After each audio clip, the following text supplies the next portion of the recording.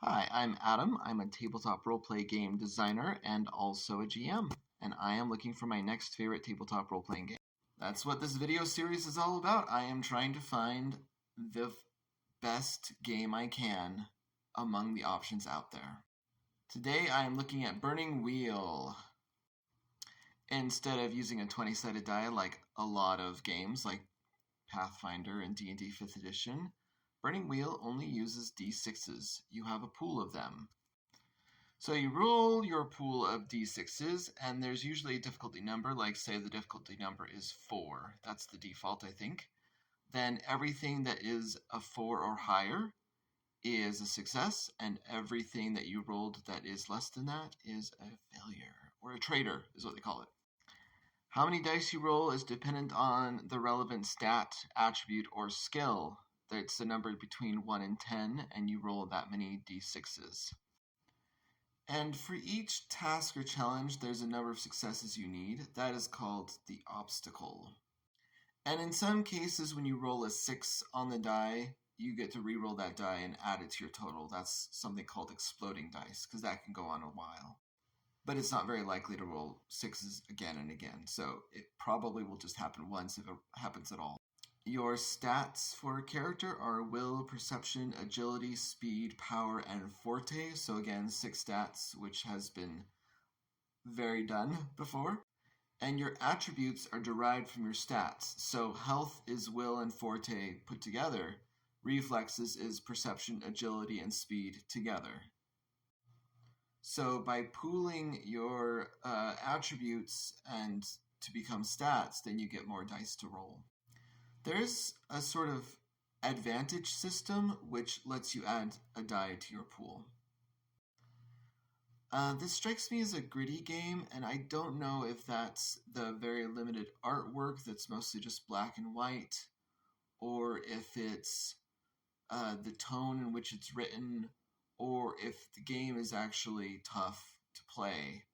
But that's the feeling that it evoked when I read it. To be honest, I did not understand the advancement chapter very well. There isn't exactly a class progression.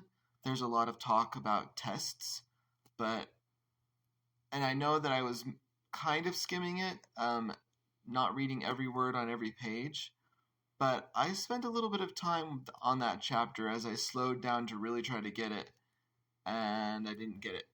And I think a lot of that can be placed on the book itself because, this is like my 2,000th game system that I've read, and it just was kind of opaque to me.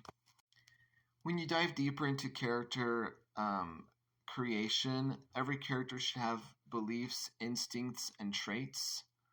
And there's a whole section on what those are. I'm not going to dive into it because, for the most part, they are what they sound like.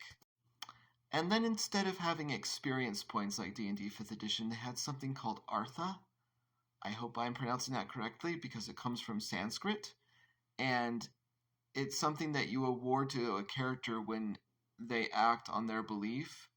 And then you spend them for character traits, almost like a currency.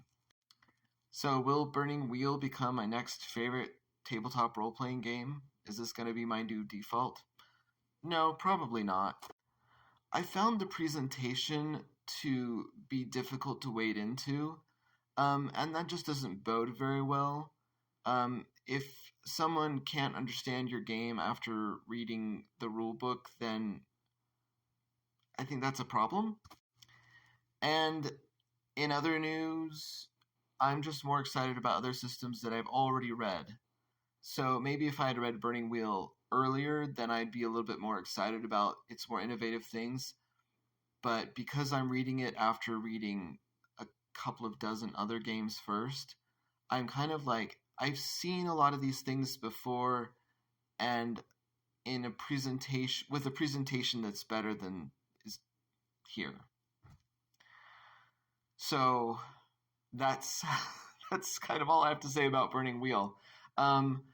I do know that Burning Wheel has a bit of a history. I guess it's gone through a couple of editions, maybe they're not called editions, but there's the gold one and the codex one. So it sounds like it had its fan base in its heyday, and I'm not sure where their fan base is now. I haven't heard much about it recently. Um, so I'm just sort of, yeah, I was. It was a very run of the mill reading experience for me, so I'm not going to pursue it any longer. But maybe it will be for you. I had a hard time getting a copy, but you definitely can, or at least I couldn't find any free copies. So if you're willing to pay a little bit of money to get this, then I think that might be, um, if this if these rules sound interesting to you, maybe that's something you'll jump into and really enjoy. But for me, I'm gonna keep looking for my next favorite tabletop role playing game.